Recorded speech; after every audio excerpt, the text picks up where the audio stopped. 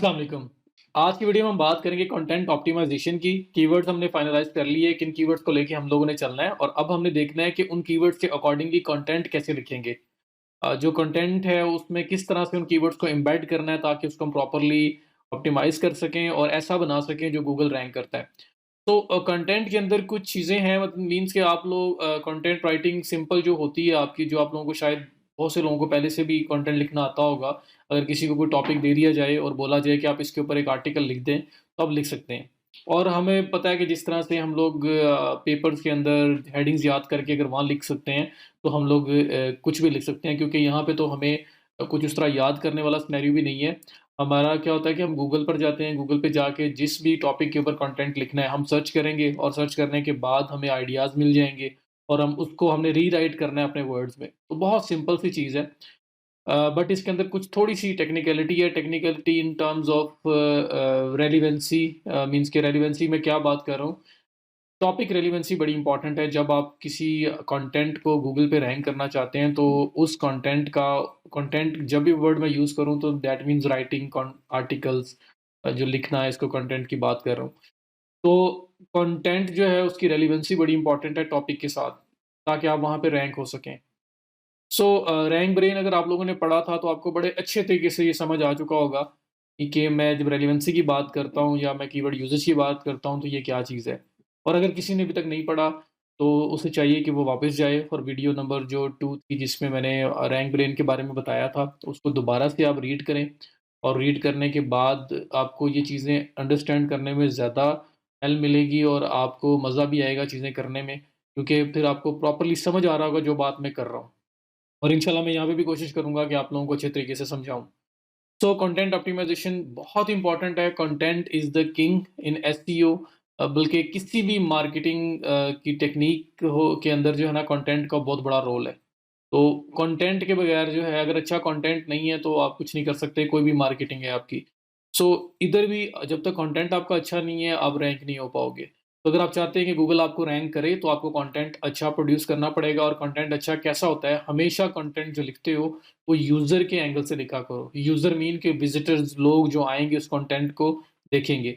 समझा करें कि अगर मुझे कोई हेल्प चाहिए होती और मैं अगर वो गूगल पर जाकर टाइप करूँ, तो मुझे किस तरह से क्राफ्ट किया हुआ कंटेंट मिले, जो मुझे अच्छा लगे। लाइक अगर मैंने सिंपल सी बात करता हूँ, मैंने टाइप करना है how to install Windows in PC, अगर मैं इतनी सी बात इन करूँ, तो अगर मुझे एक कंटेंट मिले, एक लिंक मिले, जहाँ पर हर चीज़ को स्टेप बाय स्टेप लिखा गया, लाइक स्टेप 1 ये है, साथ उसकी इमेज लगी हुई है, स्टेप 2 उसकी इमेज लगी हुई है, स्टेप 3 है उसकी इमेज लगी हुई है, या वीडियो उसके अंदर ऐड करके एक्सप्लेन किया गया है, जिसको मैं फॉलो करूँ और मैं विंडोज़ इंस्टॉल कर लूँ, तो मेरे लिए चीज़ें बहुत सिंपल हो जाएँगी और मैं उस आर्टिकल को बहुत लाइक करूँगा, बल्कि मैं उसको सेव करके रख लूँगा कि दोबारा भी मुझे ज़रूरत पड़े तो मैं इसको देख सकूँ, या मैंने अगर किसी को रिकमेंड करना हो, किसी को बताना हो, तो मैं वही आर्टिकल शेयर कर दूँगा, जी बहुत अच्छा लिखा हुआ है, आप इसको देखें, आपको सब समझ आ जाएगा। इस किस्म का कंटेंट आपने लिखना है, यूज़र आपका खुश होना चाहिए। तो यूज़र एक्सपीरियंस आपने अच्छा प्रोवाइड करना है। अगर यूज़र एक्सपीरियंस अच्छा प्रोवाइड करेंगे, तो आप ऑटोमैटिकली अच्छे रैंक हो जाएँगे। तो सबसे इम्पोर्टेंट बात ये है। उसके बाद ये है कि कुछ टेक्निकल फैक्टर्स हैं, मीन्स के गूगल कोई मैनुअली तो किसी भी कंटेंट को देख के रैंक कर नहीं रहा होता। उनके बोर्ड्स हैं, एल्गोरिदम्स हैं, जो मैंने आपको मेजर अपडेट्स थी इनके बारे में बताया। तो ये प्रोसेस प्रीटी मच ऑटोमैटिक है और अभी जो रैंक ब्रेन है और इसमें आर्टिफिशियल इंटेलिजेंस है, उसमें अभी जो क्वेरीज़ को जिस तरह से गूगल टैकल करता है, वो मैंने आपको जो रीड्स वीडियो 2 में दी थी, आपने वो पढ़ी हुई है तो आपको ज़्यादा बेहतर तरीके से समझ आएगा। अगर वो समझ आ गई होंगी तो आपको ये चीज़ें करने में मतलब मज़ा भी आएगा कि आप क्या कर रहे हो, आपको समझ आ रही होगी कि असल में आप कर क्या रहे हैं। कंटेंट का बहुत बड़ा रोल है, इसलिए विदाउट गुड कंटेंट आप कभी रैंक हो ही नहीं, सीधी सिंपल बात है, इतना इम्पोर्टेंट है ये।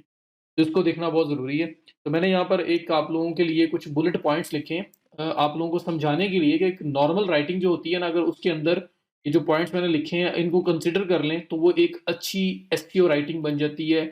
हम उसके ज़रिए से अपना कंटेंट अच्छी तरह से ऑप्टिमाइज़ कर सकते हैं किसी भी टॉपिक के। तो हम लोग स्टार्ट करते हैं। सबसे पहला पॉइंट है जिसमें लिखा हुआ है, try to write long content 1500 to 2000 words और more recommended. Long content makes it easy for Google to track the relevancy. As per case studies, the average content length that ranks better on Google is 1500 to 2000 words. In case of products, 150 100 से 150 words. अब यहाँ पे जो आपका service based pages हैं, उसके ऊपर भी कितना कंटेंट हमें चाहिए, 500 प्लस चाहिए, जैसे भी चाहिए, उसके लिए सबसे बेस्ट अप्रोच ये है, ये जो 1500 से 2000 है ना, ये तो असल में ज़्यादातर ब्लॉग के केस में, ब्लॉग, कंटेंट, आर्टिकल्स के केस में, इवन कि हम लोग जायंट आर्टिकल्स लिखते हैं, 3000, 4000, 5000, 6000 वर्ड्स तक के भी आर्टिकल्स लिखते हैं हम लोग। तो जिसमें हम लोग चीज़ों को बहुत इन डेप्थ जाके डिस्कस करते हैं, क्योंकि उनकी रैंकिंग जो है, वो ना कंपैरेटिवली ज़्यादा अच्छी आती है। सो हमने ये इन चीज़ों को कंसिडर करना है। अब सबसे बेस्ट अप्रोच क्या होती है? सबसे बेस्ट अप्रोच ये होती है कि आप लोग जो भी जिस टर्म के लिए, जिस कीवर्ड के लिए अपने आप को रैंक करना चाहते हो, आप उस कीवर्ड को उठाओ। जैसे मैंने जो हमारी कीवर्ड रिसर्च थी, इसमें एक एग्ज़ाम्पल आपको जो दी थी, वो हमने लेदर हैंडबैग्स की बात की थी। तो अगर मैं वहाँ पे लेडीज़ हैंडबैग्स, सेल, कोई इस तरह का कीवर्ड था, हम उसको लेके चल रहे हैं। तो मैं अगर इस कीवर्ड को टाइप करता हूँ, तो ये देखें, ये नंबर 1, नंबर 2, 3, 4, 5 ये आपके टॉप रिज़ल्ट्स आ रहे हैं। आप इनको ओपन करें, अब ये तो प्रोडक्ट का केस है, यहाँ पे तो डिस्क्रिप्शन होगी, छोटी-सी फीचर्स होंगे। तो आप इनको ओपन करो और इसमें देखो कि उन्होंने कंटेंट किस तरह से लिखा हुआ है। तो ऐसे अगर मैं ज़्यादा डिटेल में एक्सप्लेन करने के लिए, ज़्यादा बेटर तरीके से एक्सप्लेन करने के लिए कोई आर्टिकल सर्च करता हूँ, मैं कोई कंटेंट सर्च करना चाहता हूँ, लाइक मैं कहता हूँ बेस्ट प्लेसेस टू ट्रैवल इन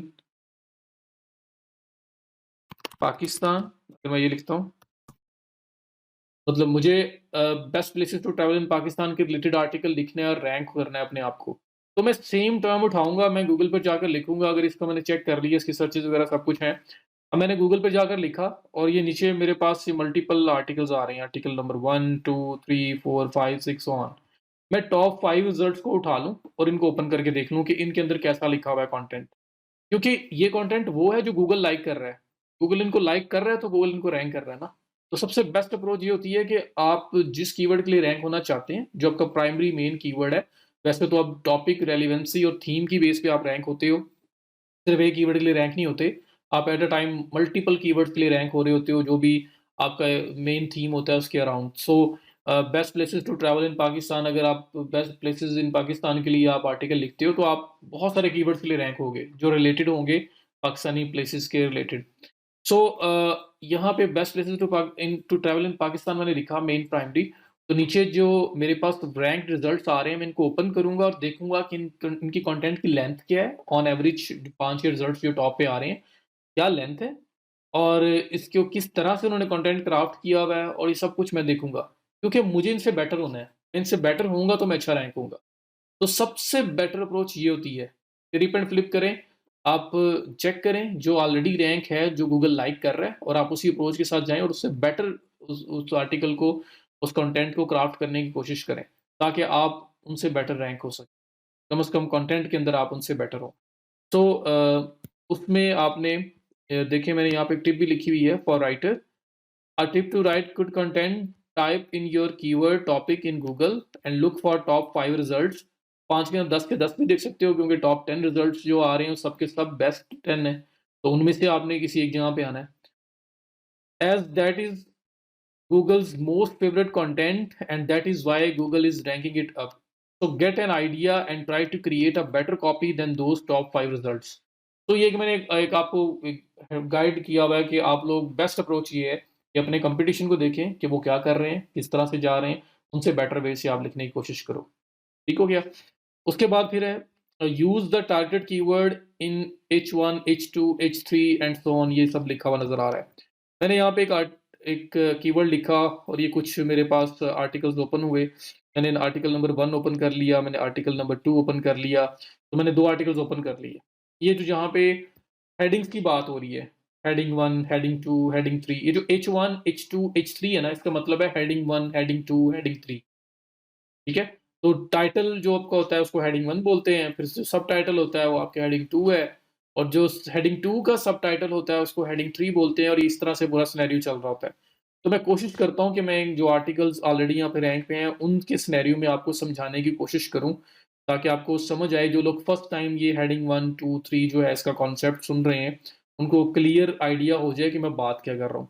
तो ये देखें, फर्स्ट आर्टिकल जिसमें 20 most beautiful places in Pakistan के बारे में बात की गई है। तो ये जो 20 most beautiful places in Pakistan from mountains to mosque, ये जो आपके पास लिखा हुआ आ रहा है, ये आर्टिकल का टाइटल है। इसको हम बोलते हैं हेडिंग 1। तो हेडिंग 1 को अगर मैं H1 बोल देता हूँ तो कोई मसला तो नहीं है, हम बोल सकते हैं। तो एसईओ के अंदर हम लोग इसको हेडिंग 1 बोलते हैं, H1 है ये। और उसके बाद अगर मैं नीचे आता हूँ थोड़ा-सा, एक सेकंड हेडिंग आ रही है जिसका नाम है 20 most beautiful places in Pakistan. ये सेकंड हेडिंग है। तो ये आपका टाइटल जो था वो हेडिंग 1 है और ये उसके बाद टाइटल की सब हेडिंग है। तो इसको हेडिंग 2 बोलते हैं हम एसईओ में, H2। ये हेडिंग 2 है क्योंकि ये सब टाइटल है, ये सब हेडिंग है ऑफ हेडिंग 1।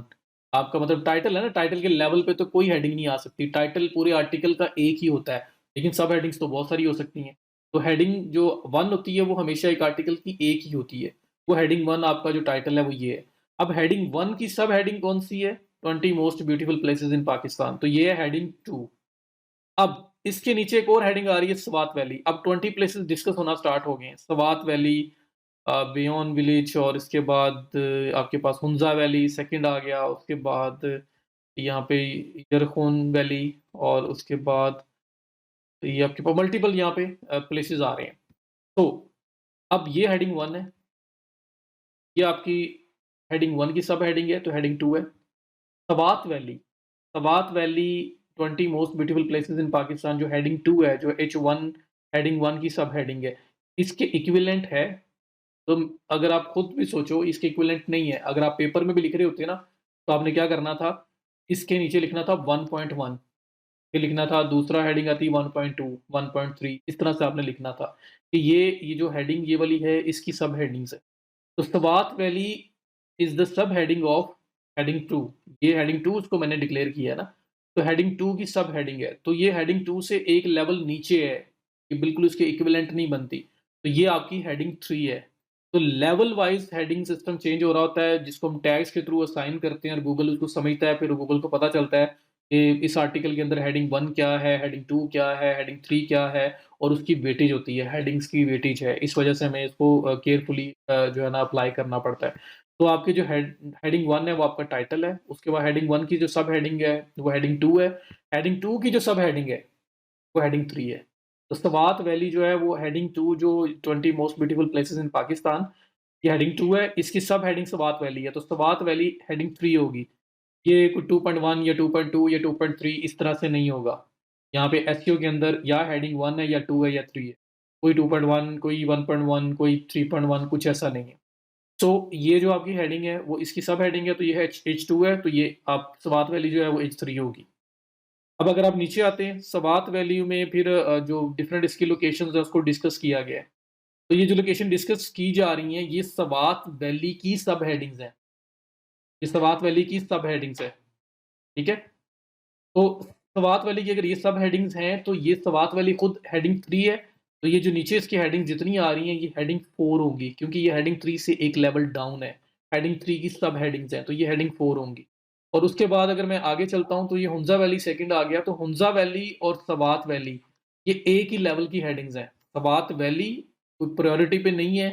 हुंजा वैली से जितनी भी लोकेशंस 20 की 20 यहाँ पे अब आएँगी, स्वात वैली, हुंजा वैली और आगे जो आ रही हैं, वो सारी की सारी एक ही लेवल पे फॉल कर रही हैं। तो जब स्वात वैली हेडिंग 3 है, क्योंकि ये सब हेडिंग है इस H2 की, हेडिंग 2 की, तो ये हेडिंग 3 है, और जितनी भी 20 लोकेशंस नीचे आ रही हैं, वो सारी की सारी हेडिंग 2 है।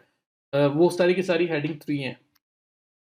तो स्वात वैली क्योंकि हेडिंग 3 है, क्योंकि ये H2 जो हेडिंग 2 है उसकी सब हेडिंग है। तो स्वात वैली के अलावा बाकी 19 लोकेशंस जो भी आएँगी, वो सारी की सारी एक ही लेवल पे फॉल करती है ना, कोई लोकेशन किसी दूसरे से प्रायोरिटी पे नहीं है। वो सारी की सारी इस हेडिंग 2 की सब हेडिंग्स हैं, वो सारी की सारी H3 हैं। लेकिन अगर उनके नीचे कोई और हेडिंग आ रही है, मीन्स कि ये H3 है स्वात वैली, इसके नीचे लोकेशंस आ रही हैं, तो ये H3 की सब हेडिंग्स हैं, तो ये फिर हेडिंग 4 है। ठीक है? तो लेवल वाइज़ हेडिंग चेंज होगी। हेडिंग 1 जो है वो टाइटल है। आपका हेडिंग 1 की जो सब हेडिंग है वो हेडिंग 2 होगी। हेडिंग 2 की जो सब हेडिंग है वो हेडिंग 3 होगी। हेडिंग 3 की जो सब हेडिंग है वो हेडिंग 4 होगी। तो ये कॉन्सेप्ट समझना बहुत ज़्यादा ज़रूरी है। तो यहाँ पे स्वात वैली अगर हेडिंग 3 है, तो इसके नीचे ये जो आपकी 2 लोकेशंस 3 लोकेशंस आ रही हैं, ये सारी की सारी हेडिंग 4 है। उसके बाद हुंजा वैली अगेन हेडिंग 3 है, क्योंकि ये हेडिंग 2 की सब हेडिंग है स्ट्रेट अवे। तो वो आपकी स्वात वैली की इक्विवेलेंट है। तो स्वात वैली हेडिंग 3 है, तो हुंजा वैली भी हेडिंग 3 होगी। फिर इसके नीचे भी 1, 2, 3 लोकेशन डिस्कस की हुई है, ये हेडिंग 4 है। फिर वापस आ जाते हो हेडिंग 3 पे और उसके नीचे कोई लोकेशन शेयर नहीं की हुई, तो इसके नीचे H4 कोई भी नहीं है, हेडिंग 4 कोई भी नहीं है। फिर उसके बाद नेक्स्ट है, उसके नीचे भी कोई लोकेशन शेयर नहीं की गई, तो वो भी एच हेडिंग 3 है, उसके नीचे हेडिंग 4 नहीं आई। फिर 5th वाली जो है, इसमें भी ये आपका सिंपल हेडिंग 3 है, इसके नीचे हेडिंग 4 यूज़ नहीं हुई। लाहौर हेडिंग 3 है।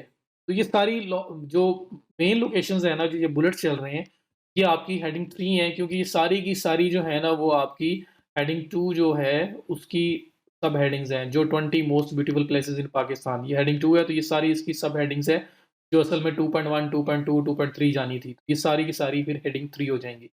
अब हेडिंग 3 के नीचे अगर कोई यूज़ हो रही है, तो वो हेडिंग 4 है। अब आगे मैं जा रहा हूँ, कैलाश वैलीज़ आ गया, देसाई आ गया, और इसके अलावा मल्टीपल हैं। अब इनके नीचे किसी के नीचे भी हेडिंग 4 नहीं आ रही। फेरी मेडोज़ है, किसी के नीचे भी नहीं आई। बारगरा हिल्स, यहाँ पे, यहाँ तक आगे खत्म हो गया 20 प्लेसेस।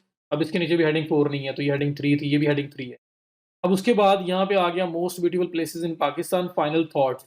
अब ये क्या है? तो ये जो है ना, अब ये आपकी हेडिंग वापस हेडिंग 2 स्टार्ट हो गई है। क्यों? ये जो most beautiful places in Pakistan final thoughts है, ये और आपकी ये जो मेन हेडिंग आई थी, सब हेडिंग जो टाइटल की 20 बेस्ट प्लेसेस वाली, ये दोनों की दोनों हैं जी सेम लेवल पे। 20 most beautiful places in Pakistan, ये हेडिंग 2 बनी। इसके अंदर 20 की 20 लोकेशन डिस्कस हो गई, वो हेडिंग 3 थी। उनके नीचे कोई फर्दर आई तो हेडिंग 4 थी। उसके बाद ये जब क्लोज हुई, 22 की 20 कंप्लीट हुई, तो ये जो हेडिंग 2 है, इसके नीचे जो 20 थी, वो कंप्लीट हो चुकी हैं, वो खत्म हो गई हैं। अब जो लास्ट पे फाइनल थॉट्स आ रही हैं, तो वो भी डायरेक्टली सब हेडिंग है आपके टाइटल की। वो कोई इसकी सब हेडिंग नहीं है। 20 most beautiful places in Pakistan, इसकी सब हेडिंग वो नहीं है। अगर वो इसकी सब हेडिंग होती, तो वो भी H3 होता। तो वो H2 लेवल पे इसलिए है कि वो डायरेक्ट आर्टिकल को सम अप कर रहे हो, तो वो डायरेक्ट टाइटल की सब हेडिंग है। तो हेडिंग 2 आपकी 2 है इस आर्टिकल के अंदर। ये हेडिंग 1 के बाद ये हेडिंग 2, इसके नीचे जो 20 की 20 लोकेशंस जो आ रही हैं, वो हेडिंग 3 है। अगर उन लोकेशंस के नीचे फर्दर कोई हेडिंग आई है, तो क्योंकि उस लोकेशन की सब हेडिंग है, तो हेडिंग 3 की सब हेडिंग है, तो वो हेडिंग 4 होंगी। और जो फाइनल थॉट्स आ रहा है, वो इसके इक्विवेलेंट है, क्योंकि ये उससे प्रायोरिटी पे नहीं है, वो दोनों सेम लेवल पे हैं। तो वो भी हेडिंग 2 है और ये भी हेडिंग 2 है। तो इस तरह से साइन करना है। और सिंपल मैं समराइज करूँ, तो ये है कि हेडिंग 1 आपका टाइटल, टाइटल की सब हेडिंग हेडिंग 2, हेडिंग 2 की सब हेडिंग हेडिंग 3, और हेडिंग 3 की सब हेडिंग हेडिंग 4। तो इस तरह से आपने लेवल वाइज हेडिंग्स जो हैं, उसके टैग असाइन करने होते हैं। जब आप आर्टिकल लिख रहे होते हो, तब भी हम असाइन कर सकते हैं उसको। और जब आप अप्लाई करते हो, उसको लाइव करते हो, पब्लिश करते हो, जो मैं आपको करके दिखाऊँगा, तो उसके अंदर भी ये टैग्स किस तरह से साइन होने हैं, वो मैं आपको बताऊँगा, क्योंकि जब तक टैग्स असाइन नहीं होंगे, तब तक उसका कोई बेनिफिट नहीं होगा। तो हेडिंग्स बड़ी इंपॉर्टेंट है, इसलिए आपको इसको प्रॉपर्ली यूज़ करना है। आई होप कि आप लोगों को इस चीज़ की समझ आई होगी। अब मैं वापस आता हूँ, और हेडिंग्स के बाद जो थर्ड पॉइंट आ रहा है, वो ये use keywords within the first paragraph, possibly within the first sentence to immediately clear the theme of the content. तो इसमें बोला जा रहा है कि जो आपका प्राइमरी कीवर्ड है ना, उसको कोशिश करें कि जो आपका आर्टिकल है ना, जो स्टार्ट कर रहे हो, मीन आपका टाइटल स्टार्ट हुआ, टाइटल के बाद क्या आया, कोई ना कोई फर्स्ट पैराग्राफ आएगा, ये देखें इमेज, और उसके बाद ये पैराग्राफ आ रहा है। तो अपना जो कीवर्ड है ना, वो फर्स्ट पैराग्राफ में यूज़ करें एक बार, जो प्राइमरी कीवर्ड आप लेके चल रहे हो। जो इस केस में best places to travel in Pakistan है। तो इसको आप अपनी मेन जो हेडिंग है, उसके अंदर यूज़ करें। तो इसको आप अपने फर्स्ट पैराग्राफ में यूज़ करें। और अगर पॉसिबल है, तो फर्स्ट सेंटेंस में यूज़ कर दें, ताकि इमीडिएटली जो टॉपिक का मेन थीम है, वो क्लियर हो जाए। और ये आपको पोटेंशियली हेल्प करता है, आपके मतलब एक अच्छा सिग्नल देता है, एक पॉजिटिव सिग्नल देता है, जब आपके आर्टिकल को आपका एक एल्गोरिदम जो है, या बोर्ड गूगल का चेक करने आ रहा होता है। तो फर्स्ट पैराग्राफ में अपना जो मेन कीवर्ड है, प्राइमरी कीवर्ड, उसको यूज़ करें, और प्रेफरेबली अगर फर्स्ट सेंटेंस में यूज़ हो जाए, तो दी बेस्ट है। तो ये बात, आपने ये काम भी करना है। अच्छा, यहाँ पे हेडिंग की बात करूँ, तो हेडिंग 1, हेडिंग 2, हेडिंग 3, हेडिंग 4 यहाँ लिखा हुआ है कि इनके अंदर अपने कीवर्ड को यूज़ करें। तो हेडिंग 1 क्योंकि टाइटल है, तो टाइटल तो होता ही एक है, तो उसके अंदर तो कीवर्ड आना ही आना है। हेडिंग 2 कितनी होती है? हेडिंग 2 1 भी हो सकती है, हेडिंग 2 50 भी हो सकती हैं। डिपेंड करता है आर्टिकल की लेंथ पे। 1 भी हो सकती हैं, 10 भी हो सकती हैं, 20 भी हो सकती हैं, 30 भी हो सकती हैं, तो डिपेंड करता है। तो इसलिए ऐसा नहीं है कि आपने हर हेडिंग 2 के अंदर ही अपना कीवर्ड यूज़ करना है। किसी एक में हो जाए ठीक है, 2-3 में हो जाए ठीक है, नेचुरली, लेकिन ज़बरदस्ती आपने कहीं बैंड नहीं करना होता। इसी तरह से हेडिंग 3 है, तो वो 1 भी हो सकती है, 5 भी हो सकती हैं, 10 भी हो सकती हैं। तो उसमें भी हर एक हेडिंग 3 के अंदर कीवर्ड होना ज़रूरी नहीं है। आप उसमें देखोगे कि कहाँ पे वो यूज़ हो सकता है, नेचुरल वे से एक में मस्ट करें, 2-3 में भी यूज़ हो जाए तो दैट इज़ फाइन, अगर नेचुरली हो रहा हो तो। तो हेडिंग्स बनानी है और हेडिंग्स के अंदर फिर कीवर्ड भी यूज़ करना है, लेकिन हर हेडिंग में यूज़ नहीं करना। उसके बाद फिर जो 4th पॉइंट है, overall keyword density through out the article should be around 1%। जो आप मेन कीवर्ड लेके चल रहे हो, पूरा आर्टिकल जो है, उसमें उसकी जो डेंसिटी है, वो अराउंड 1%। इसका मतलब ये है कि अगर आप 2000 वर्ड्स का एक आर्टिकल लिख रहे हो, तो 2000 वर्ड का 1% अगर आप लें, तो ये बनता है 20 टाइम। 1000 वर्ड्स का आर्टिकल लिख रहे हो, तो 1000 वर्ड्स का अगर आप परसेंटेज लें, 1% लें, तो 1000 का 1% बनता है 10 टाइम्स। तो अराउंड 10 टाइम्स आपका कीवर्ड जो है, आपके आर्टिकल में यूज़ हुआ हो, प्राइमरी कीवर्ड जिसको आप लेके चल रहे हो। तो एक बार अगर आपने हेडिंग 1 में यूज़ कर दिया, एक बार हेडिंग 2 में, एक बार हेडिंग 3 में, एक बार हेडिंग 4 में, तो ये जो यूज़ किया 4 बार तो यही हो गया। अगर आपने सारी हेडिंग्स यूज़ की हैं और एक-एक बार यूज़ किया हर हेडिंग में। और उसके बाद फर्स्ट पैराग्राफ में यूज़ करते हो तो 5 बार हो गया, तो बाकी 5 बार रह गया। वो 5 बार आपने स्प्रेड करना है ऑल ओवर द आर्टिकल। वो आप उसने उसे आपने मिडल में भी एडजस्ट करना है, उसको आपने बॉटम में भी जो लास्ट पैराग्राफ है उसमें भी एडजस्ट करना है। तो आपने उसको स्प्रेड करना है नेचुरली, और ऐसा ना लगे कि वो आर्टिफिशियली कहीं पे आप कोशिश कर रहे हो उसको घुसाने की। तो यही एक आर्टिकल राइटर जो है उसकी एक स्किल होती है कि वो किस तरह से सेंटेंस का स्ट्रक्चर ऐसा बनाता है कि उसके अंदर वो प्रॉपर बैठ जाए वो वाला कीवर्ड। तो आपने प्राइमरी कीवर्ड जो है वो अराउंड 10 टाइम्स यूज़ करना है, ये मोर और लेस है, ये कोई बहुत हार्ड एंड फास्ट नहीं है कि 10 से 2 बार कम यूज़ हो गया या तो 4 बार ज़्यादा यूज़ हो गया, तो फिर तो आप रैंक नहीं हो पाओगे, ऐसा कुछ नहीं है। लेकिन ये एक वो सेफ डेंसिटी है, वो सेफ मैयर है कि आप अगर ये लेते हो, तो किसी किस्म का कोई रिस्क नहीं ले रहे हो। लेकिन इससे कम ज़्यादा हो सकता है, तो ये सिर्फ़ एक रिकमेंडेशन है कि अराउंड 1% रहे, ज़्यादा ना जाएँ और कम भी बहुत ज़्यादा ना रहें ताकि आपकी रेलेवेंसी बनी रहे। उसके बाद है keep the length of the sentences less than 20 words. तो ये तो एक यूज़र एक्सपीरियंस रीडेबिलिटी इंक्रीज़ करने के लिए ये एक जो है ना वो रिकमेंडेशन है कि अपना सेंटेंस जो है वो 20 कैरेक्टर्स 20 वर्ड्स तक जो है ना उसको वाइंड अप करें। क्योंकि जितना लंबा सेंटेंस होगा उसमें फिर ग्रामेटिकल मिस्टेक्स भी ज़्यादा हो सकती हैं। तो जो बात है उसको थोड़े से वर्ड्स में ख़त्म करो और उसके बाद नेक्स्ट बात स्टार्ट कर दो। तो सेंटेंस जो है उसको शॉर्ट रखें। फिर पैराग्राफ्स जो हैं वो भी शॉर्ट रखें। 150 वर्ड्स मैक्सिमम, उससे भी छोटा रखने की कोशिश करें। 100 वर्ड्स तक अपना पैराग्राफ क्लोज़ करें और फिर नया पैराग्राफ स्टार्ट कर दें। अगर आप एक आर्टिकल ओपन करो और आप देखो वहाँ पे 500 या 1000 वर्ड्स लिखे हुए हैं और एक ही पैराग्राफ के अंदर पूरा का पूरा आर्टिकल का वाइंड अप कर दिया गया। तो आपका दिल ही नहीं करना पढ़ने पे, आपने फ़ौरन वापस भाग जाना है। लेकिन अगर आप देखोगे 2-2 3-3 लाइनों के पैराग्राफ्स हैं, फिर इमेजेस हैं, वीडियोज़ बीच में लगी हुई हैं, तो ऑटोमैटिकली आपका इंटरेस्ट डेवलप होगा और आपको पता भी नहीं चलेगा और आप उस आर्टिकल को रीड कर जाओगे। तो इसलिए रीडेबिलिटी इम्प्रूव होती है, तो अपने सेंटेंस और अपने जो पैराग्राफ्स हैं उसको शॉर्ट रखें। उसके बाद हम लोग क्योंकि जो मेन कीवर्ड है प्राइमरी कीवर्ड वो हम लोग 10 टाइम्स, मतलब एक 1000 वर्ड्स का अगर आर्टिकल है, तो मैं बोल रहा हूँ अराउंड 1%, अराउंड 10 टाइम्स आप उसको यूज़ करो मोर और लेस। अब बात ये कि हमने मेन जो अभी जो आज के दिन बात है ना, अभी के दौर में जो बात है SEO, SEO is not about keywords, SEO is about topic, about relevancy, about theme, कि आपका कॉन्टेक्स्ट क्या है, वो उसके बारे में एसईओ। तो अगर आप एक आर्टिकल लिख रहे हो तो उसका जो मेन थीम है, जो उसका मेन कॉन्सेप्ट है, अगर उसके साथ वो प्रॉपर मैच कर रहा है तो वो उस टर्म के रिलेटेड कितने ही कीवर्ड्स के लिए रैंक होगा। क्योंकि आपका मेन थीम मैच कर रहा होगा, तो कोई लोग अगर वेरिएशन के साथ भी सर्च कर रहे होंगे तो आप वहाँ पे भी अपीयर होंगे।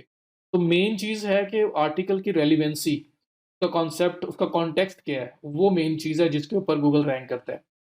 अब वो बनेगा कैसे? वो हम कीवर्ड यूसेज करना मजबूरी है ना, अगर वो नहीं करेंगे तो बनेगा ही नहीं। तो इसलिए इसलिए कोई ना कोई प्राइमरी कीवर्ड माइंड में रख के हमें आर्टिकल लिखना पड़ता है। सो यहाँ पे अब 10 बार अगर हमने बात की कि 1000 वर्ड्स हैं और अराउंड 10 टाइम्स हम लोगों ने उसमें कीवर्ड यूज़ कर ली है, तो अब उसके बाद क्या करें? और करेंगे तो स्पैमिंग हो जाएगी। तो हम लोग क्या करते हैं, हम लोग फिर थोड़ी-सी इंटेलिजेंस यूज़ करते हैं, हम अपने कीवर्ड को तोड़ देते हैं। हम कीवर्ड को तोड़ के उसको पार्ट्स में यूज़ करते हैं। उसके उसको तोड़ के ना डिफरेंट डिफरेंट पार्ट्स के अंदर उसको यूज़ करेंगे, जहाँ-जहाँ एडजस्ट होता होगा। जैसे ये कीवर्ड है best places to travel in Pakistan, हम कहीं पे ट्रैवल इन पाकिस्तान यूज़ कर देंगे, कहीं पाकिस्तान ट्रैवल यूज़ कर देंगे, कहीं प्लेसेस टू ट्रैवल यूज़ कर देंगे, कहीं बेस्ट प्लेसेस यूज़ कर देंगे। तो हम इस कीवर्ड की कॉम्बिनेशन, इसको तोड़ के इस कीवर्ड को स्प्रेड कर देंगे ऑल ओवर द आर्टिकल। तो सेम जो कीवर्ड पूरे का पूरा एज़ इट इज़ है, वो हमारा अराउंड 1% ही रहेगा और हम लोग फिर भी उसके अंदर रेलेवेंसी भी अचीव करने की कोशिश कर रहे हैं, मैक्सिमम। तो आर्टिकल जो आर्टिकल है उसके अंदर अपना जो कीवर्ड है ना उसको ब्रेक करके स्प्रेड कर दो। एक काम, सिनोनिम्स यूज़ करो।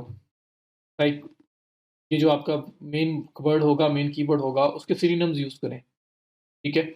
दूसरी बात, पहली बात कि ब्रेक करके स्प्रेड करो, दूसरा सिनोनिम्स यूज़ करो, क्योंकि सेम तो नहीं ना रहेगा फिर भी, लेकिन कॉन्सेप्ट तो सेम है, कॉन्टेक्स्ट तो सेम है, तो रेलेवेंसी तो फिर भी आपको मिल रही होगी। और जो थर्ड चीज़ है वो ये है कि फिर इसके रिलेटेड कीवर्ड्स यूज़ करो। मीन्स के रिलेटेड कीवर्ड्स ये हैं कि सिमिलर मीनिंग के कीवर्ड्स वो आप यूज़ करें जिसमें सेम बिल्कुल एज़ इट इज़ पूरा का पूरा कीवर्ड ना हो। ये कीवर्ड जो है ना आपका थोड़ा बहुत चेंज हो। लाइक ये लिखा हुआ आ रहा है best places to travel in Pakistan. अगर यहाँ पे आ जाए best places to visit in Pakistan, तो ट्रैवल की जगह विज़िट लगा दिया, सिनोनिम्स वाला काम आ गया। या फिर अगर मैं इसको इस तरह से कर दूँ, Pakistan's best places to visit, मैं इतनी सी बात कर देता हूँ। तो बात तो वही है, कॉन्टेक्स्ट तो सेम है। तो सेम कॉन्टेक्स्ट के डिफरेंट कीवर्ड्स को ले आओ। तो इसको हम बोलते हैं लैटिन सिमेंटिक इंडेक्सिंग कीवर्ड्स। तो हम लोग क्या कहते हैं, सेम मीनिंग के डिफरेंट वर्ड्स ले आते हैं, उनका कॉन्टेक्स्ट सेम होता है, लेकिन उनकी वर्डिंग डिफरेंट होती है। उससे क्या होता है कि हमारी वो ओवर ऑप्टिमाइज़ेशन भी नहीं हो रही, हम सेम कीवर्ड को बार-बार रिपीट भी नहीं कर रहे, लेकिन वो सिमिलर मीनिंग का है, तो ओवरऑल जो आपकी रेलेवेंसी है, जो थीम के साथ जो कॉन्टेक्स्ट है आपका, वो सेम रहेगा। ठीक हो गया? तो इसको हम एलएसए कीवर्ड्स बोलते हैं, ये जो सेम कॉन्टेक्स्ट के डिफरेंट कीवर्ड्स होते हैं जिसमें वर्डिंग चेंज होती है बट कॉन्सेप्ट एक ही है, कॉन्टेक्स्ट एक ही है, बात एक ही हो रही होती है। तो हम उस तरह के कीवर्ड्स को यूज़ करते हैं। तो यहाँ पे मैंने लिखा हुआ है, always use the synonyms of the targeted keyword in addition to the exact match keyword. You can also break the primary keyword into parts and spread it throughout the content. एक बात, use LSA keywords along with primary keyword when you are writing. You can use LSI graph to generate LSI keywords. तो LSI graph जो है ये आपका LSA keywords आपको generate करने में हेल्प करता है, क्योंकि आप खुद बनाने बैठो तो एक माइंड में आएगा, दो आएगा, उसके बाद शायद ना आए। तो उसके लिए ये आपके पास एक टूल है, आप इसको यूज़ कर सकते हैं। You can also break the main keyword and use it throughout the content, so maintain relevancy in a natural way without keyword stuffing. Relevancy is the key. तो वही बात है कि टॉपिक के साथ, थीम के साथ जो रेलेवेंसी है वो होना आपके लिए बहुत ज़्यादा ज़रूरी है। तो एलएसए ग्राफ क्या करता है, एलएसए ग्राफ पे आप आएँ और यहाँ पे आके आप अपना कीवर्ड लिखें, जिस तरह से यहाँ पे मैंने कीवर्ड ये दिया था, best places to travel in Pakistan. फिर इस कीवर्ड को मैं उठाऊँ और मैं यहाँ पे आके लिखूँ और फिर मैं यहाँ पे जनरेट पे क्लिक कर दूँ। तो इसके रिलेटेड कीवर्ड्स आएँगे जो सेम कॉन्टेक्स्ट के होंगे लेकिन उनकी वर्डिंग डिफरेंट होगी। सेम वर्डिंग वाले कीवर्ड मुझे नहीं लेने। सेम वर्डिंग वाले लूँगा तो फिर आपका कीवर्ड जो है वो अराउंड 1% से ज़्यादा टाइम यूज़ होना स्टार्ट हो जाएगा। इसकी वजह से कोई फ़ायदा नहीं है। तो यहाँ पे देखें, पाकिस्तान प्लेसेस या safe places to visit in Pakistan, आप इसमें ऐड कर लें। ब्यूटीफुल प्लेसेस इन पंजाब है, तो जो आपको रेलेवेंट यहाँ पे मिलेगा वो वाला, यहाँ ज़रूरी नहीं कि सारे के सारे करने हैं। तो 1000 वर्ड लिख रहे हो तो अराउंड 10-15 कीवर्ड्स इनमें इधर से उठा लो, कोई एक बार यूज़ हो जाए, कोई 2 बार यूज़ हो जाए, दैट इज़ फाइन। इसमें कोई डेंसिटी नहीं है कि कौन-सा कितनी बार यूज़ हो, एक्सेसिव नहीं करना, 1 बार कर लो, कोई 2 बार कर लो, जैसे यूज़ होता है। उसके बाद cities to visit in Pakistan, Pakistan northern areas tour guide, beautiful places in Pakistan. ठीक है? तो इनमें से आप कुछ उठा के उनको एम्बेड करोगे आर्टिकल के अंदर नेचुरल वे से, कि वहाँ पे वो जो सेंटेंस का स्ट्रक्चर है उसके अंदर बैठ जाएँ। तो ये आपके एलएसए कीवर्ड यहाँ से जनरेट किए जा सकते हैं। फिर मैंने आपको, अगर रेलेवेंट आपने कीवर्ड्स निकालने हो, रिलेटेड कीवर्ड्स, तो मैंने कीवर्ड.io बताया था आपको कीवर्ड रिसर्च करते हुए, जब सीड कीवर्ड्स की बात की थी। आप ये यूज़ कर सकते हैं, आप अपना कीवर्ड पिक करें, यहाँ पे लिखें और जो एरिया है वो सेलेक्ट करें एंड सर्च। अब ये यूएसए था, पाकिस्तान सेलेक्ट कर लोगे और सर्च, और आपके पास इसके रिलेटेड काफ़ी सारे वर्ड्स आ जाएँगे। बट ये देखिए, ये आपके सेम, मतलब सेम वर्डिंग उसके अंदर आ रही है, सेम वो वाला best places to travel in Pakistan same keyword इनके अंदर आ रहा है।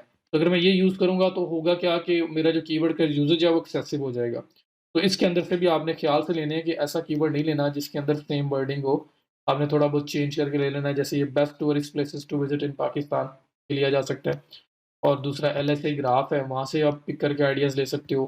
तीसरा ये है कि उस कीवर्ड को गूगल में टाइप किया, सर्च किया और आपके पास जो लास्ट पे रिलेटेड कीवर्ड्स आ रहे हैं, रिलेटेड सर्चेज़, इसके अंदर से कीवर्ड्स आप ले सकते हैं।